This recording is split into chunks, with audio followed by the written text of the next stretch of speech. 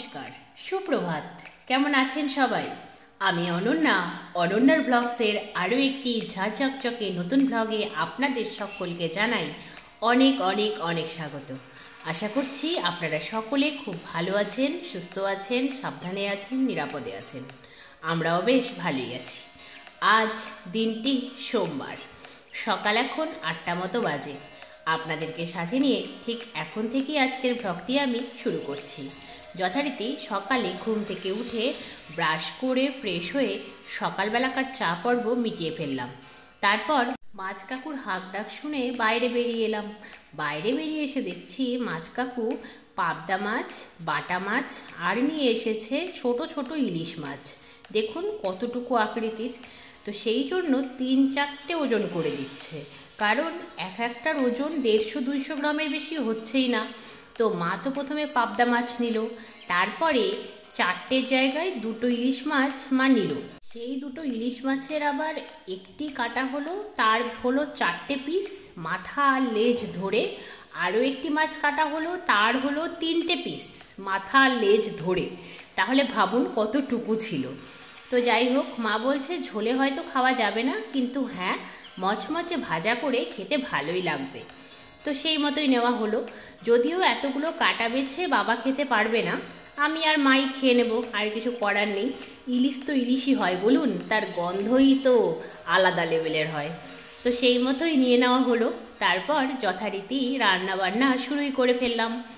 আজ যেহেতু বাসি নবান্ন, গতকালের কিছু বাসি সবজি রাখা হয়, এটি নিয়ম, সেটি আজ খেতে হয়।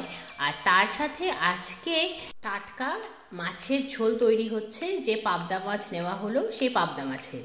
কিন্তু যেহেতু গতকালের যে রান্নাবান্নাগুলো রয়েছে ফ্রিজে, সেই রান্নাবান্নাগুলো একটু গরম করে নিলেই বাসি নবান্ন হিসেবে লাঞ্চের জন্য এনাফ তরকারি রয়েছে।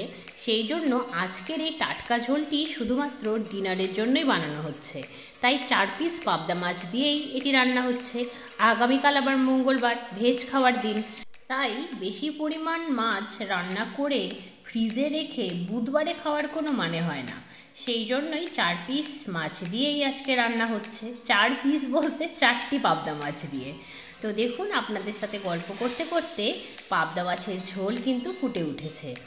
এখন আগে থেকে ভেজে রাখা বেগুন আর পাবদা মাছগুলো দিয়ে স্ট্যান্ডিং টাইমে 5-7 মিনিট লো ফ্লেমে ফুটিয়ে নিলেই রেডি হয়ে যাবে আজকের মাছের ঝোল।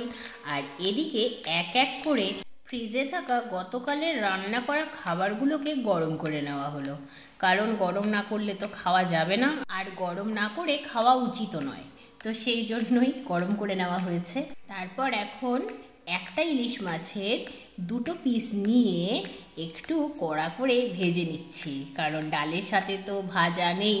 গতকাল বেগুন ভাজা হয়েছিল, সেই বেগুন ভাজা তো গতকালই খেয়ে ফেলেছিলাম। আর ভাজা গরম গরমই ভালো লাগে বলুন। আর গরম গরম ভাতের সাথে ডাল আর ইলিশ মাছ ভাজা পুরো জমে যাবে। ইলিশ মাছ ভাজাগুলো ভেজে তুলে নিয়ে ভাবলাম একটু ইলিশ মাছের তেলও তুলে রাখি, গরম ভাতে নুন দিয়ে মেখে খেতে জব্বর লাগবে। তারপর সেই তেলেই গতকালের থাকা সেই মিষ্টি কুমড়ো আলু পটলের মিশালি সবজিটা গরম করলাম। তারপরে গরম করলাম গতকালের পালং শাকের ঘন্ট। আজকের রান্নাবান্না কমপ্লিট। তারপর গ্যাস রান্নাঘর ক্লিন করে স্নান সেরে এলাম। এখন তো লাঞ্চের পালা, মা মেয়েতে মিলে লাঞ্চ সারলাম। তারপর একটু রেস্ট করলাম। বিকেল হতেই ছাদের কাজকর্ম মিটিয়ে এলাম। তারপর সন্ধে প্রদীপ দেখানো হলো।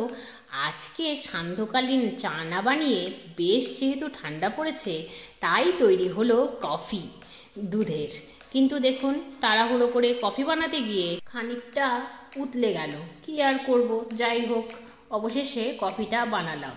তার সাথে মুড়ি মেখে নিলাম তেল আর চানাচুর দিয়ে।